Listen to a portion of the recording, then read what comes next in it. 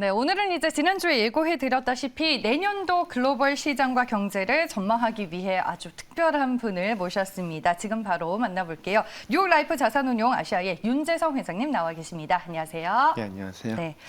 많은 분들이 이제 내년을 우리가 어떻게 준비를 해야 될지 고민이 좀 깊어지는 시기일까 아닐까 싶습니다. 네, 좀 고민도 많이 하셨죠, 회장님? 예, 저도 고민을 많이 하고요. 네. 제가 생각을 해봤는데 이게 내년이 참 쉽지가 않아요. 자꾸 큰 손이 네. 변동이 꽤 많다 보니까 그리고 이번 주말에도 이거 무슨 얘기를 할까 미리 써왔는데 주말에 벌써 그 인프라 패키지가 안 될 것 같은 분위기였는데 갑자기 또 하원 통과가 됐죠. 1.2 네. trillion 그 hard infrastructure. 그러니까 또 이제 조금 더 좋은 반응으로 예, 자꾸 바뀔 것 같아요. 계속.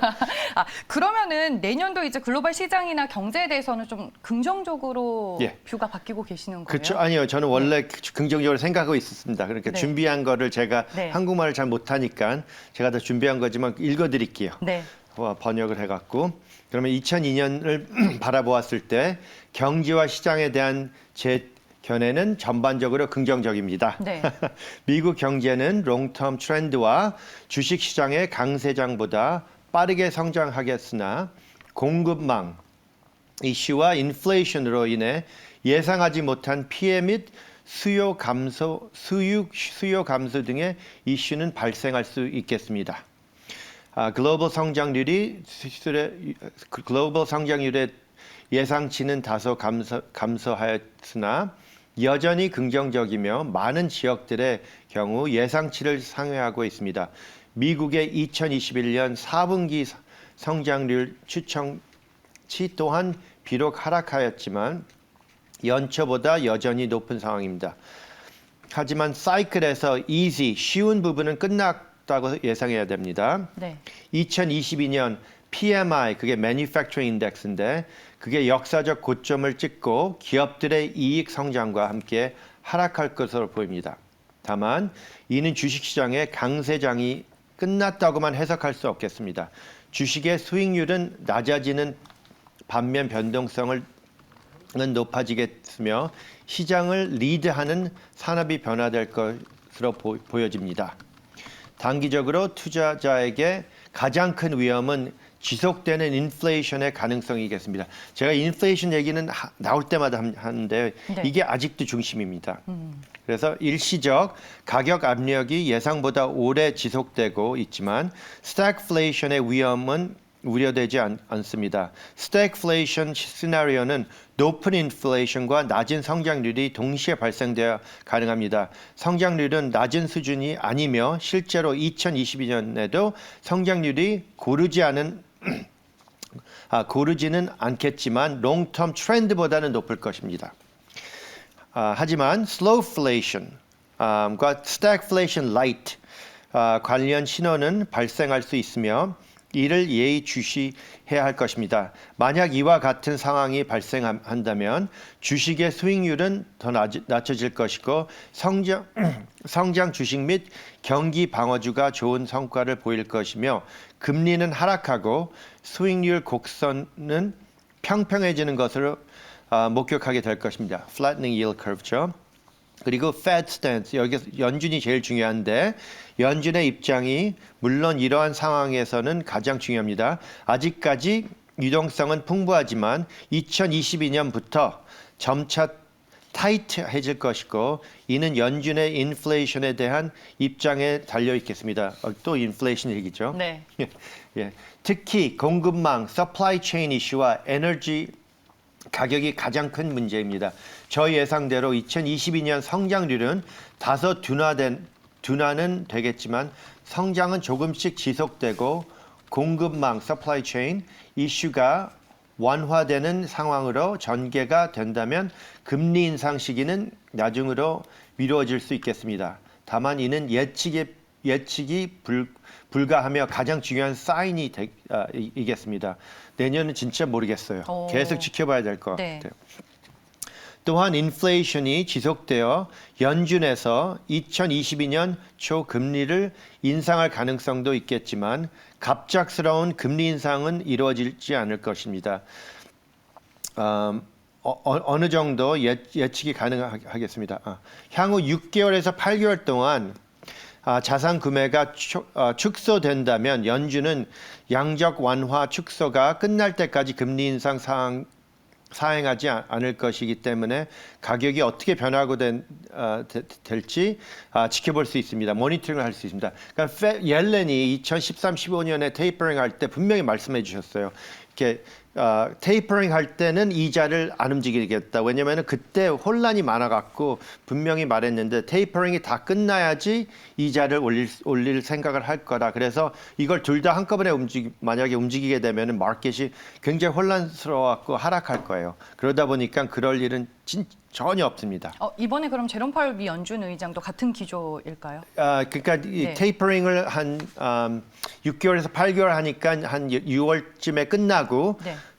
진짜로 급하면 7월부터 이자를 올릴 수 있는데 7월엔 안 올릴 것 같고 제 생각에는 빨리 올려봤자 9월 그리고 그 경제가 많이 안 좋아진다고 그러니까 만약 그 스태그플레이션 이렇게 안 좋아지면은 좀 더 기다리지 않을까. 근데 여기서 문제는 인플레이션이 너무 강세로 가면은 할 수 없이 인플레이션을 쫓아가야 되니까 그러니까 멈춰야 되니까 그걸 올릴 때 제가 보기에는 제가 말씀드리기에는 내년 중반기까지 3% 인플레이션 3% 밑으로 안 떨어질 것 같은데 이게 언젠가는 서서히 이게 꺾이겠죠. 근데 그래서 내년 6월, 7월 이게 굉장히 중요한 시기일 것 같아요. 인플레이션이 가장 중요한 변수이네요. 예. 아직까지는 일시적이라고는 보고 있지만 이 시기가 조금 더 연장이 되면 거기에 대한 고민이 또 미 연준 입장에서 생길 수 있는 거거든요. 생길 수 있죠. 네. 근데 경제가 지금 인플레이션이 생기면 이게 스태그플레이션이 제일 최악인데 인플레이션이 생기면서 경제가 많이 안 좋아지는 상황. 근데 이번에 인프라스트럭처 패키지도 이제 통과됐고 그 스태그플레이션 위험이 조금씩 덜 되고 있죠. 이 인프라 패키지를 보면은 세금도 이렇게 생각보다 많이 안 올라갈 거고 경제에 도움도 되고. 네, 알겠습니다. 그리고 또 추가적으로 더 기사. 마지막으로 읽어드리면은 이제 주요 투자 포인트인데 주식의 경우 경기 민감주, 즉 글로벌 경제가 회복되면서 매출이 증가할 수 있는 기업을 추천합니다. 이는 곧 글로벌 선진 기업들에 대한 비중 확대를 뜻합니다. 하지만 높은 변동성과 거시적 불확실성으로 인해 베이타가 좋기는 어렵겠습니다. 그러니까 무조건 다 올라가서 이렇게 쉽게 하이 베이타 많이 올라가는 주식이 추천을 안 드립니다. 그게 안 좋을 것 같습니다. 내년부터는.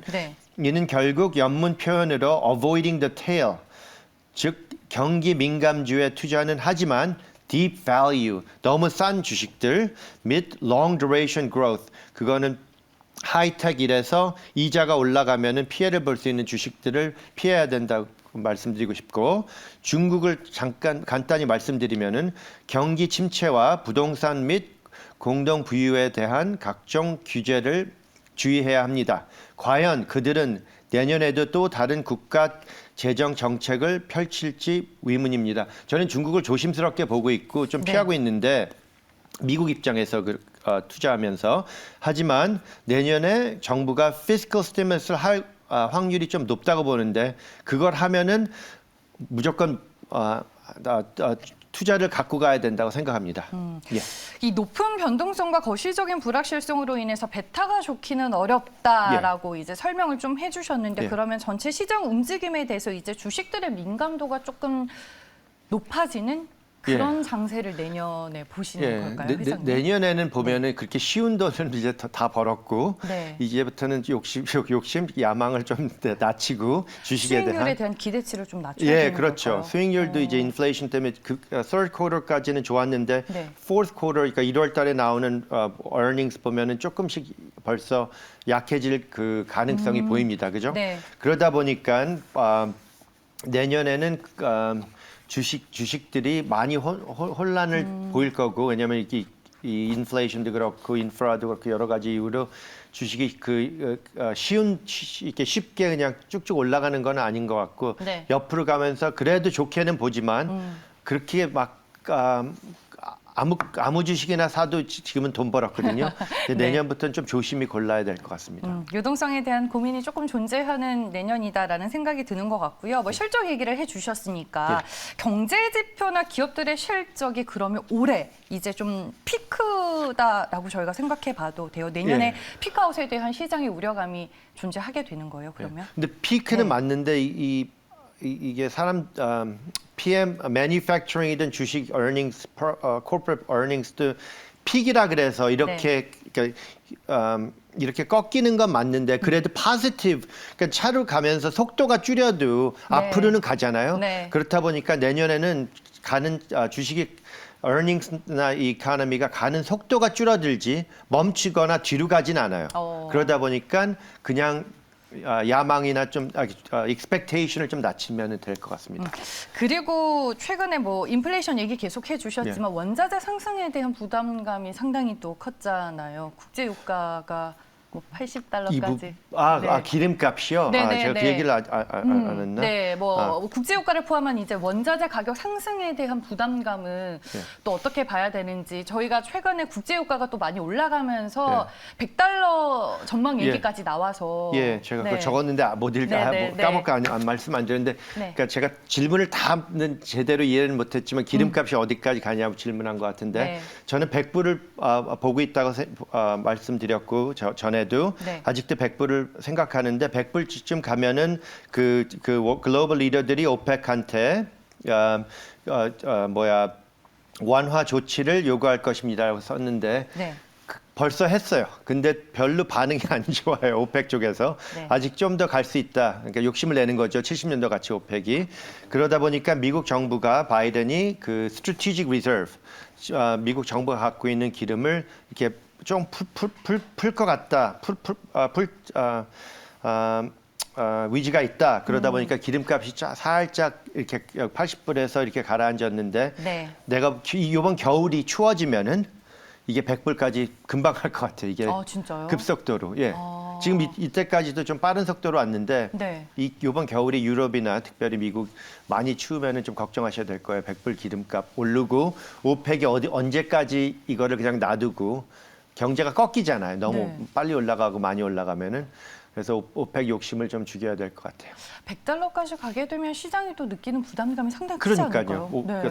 인플레이션에 굉장히 더 타격을 주는 거죠. 그러니까 이래서 내년 전망이 그렇게 쉽지가 않아요. 알겠습니다.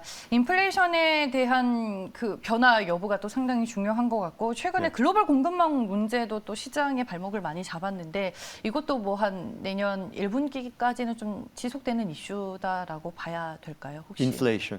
인플레이션과 글로벌 공급망 문제에 대해서는 공급망 문제도 이게 예상하기가 힘든 게 생각하지 않은 데서 계속 그 disruption이 생기니까 내년 6개월 첫 반은 인플레이션도 계속 세게 갈 거고 서플라이 체인이 공급망도 굉장히 이슈가 크게 될 것 같습니다. 네, 알겠습니다. 영어를 오늘 조금 많이 쓰셔가지고 투자자분들과 시청자분들이 좀 생소하게 생각하실 것 같은데 아무래도 이제 좀 이쪽으로 오래 계시다 보니까 여러분들 그렇습니다. 저희 오늘 윤재성 회장님의 양력 살짝 보여드리겠습니다. 양력과 함께 경력 참고하셔서 오늘의 얘기를 좀 주의 깊게 들어주시길 바라겠습니다.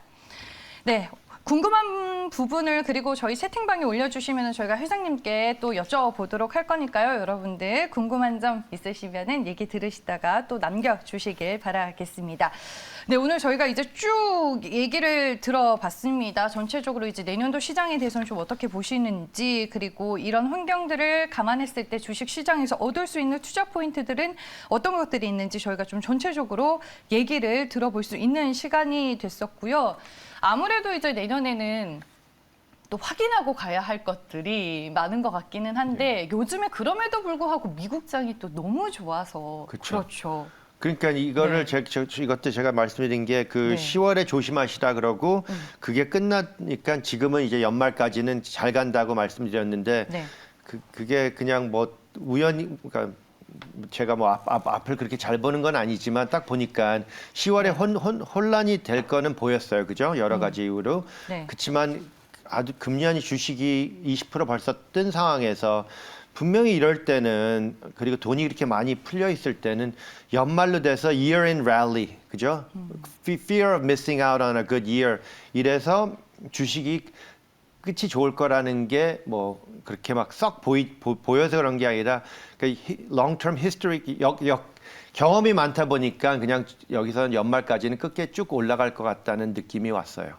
예. 원래 말씀해 주셨다시피 역사적으로 봤었을 때 연말 랠리가 늘 미국장에서는 존재했었죠. 그러니까 산타 네. 클라스 랠리라 그러는데 이렇게 해가 좋으면은 끝에 가서 주식을 비용을 좀 덜 갖고 간 펀드 매니저들이나 투자가들이 할 수 없이 쫓아가서 사야 돼요.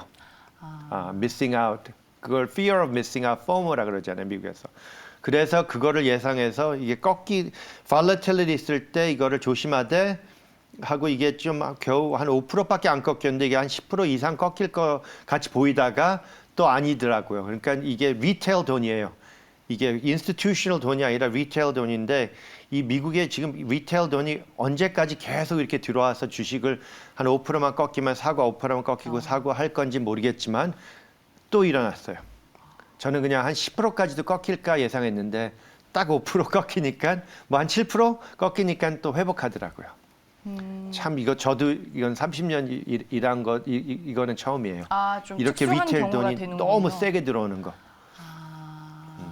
이런 그런 구조적인 변화는 올해 왜 좀 발생했을까요? 회장님이 보시기에는 왜 발생했냐고?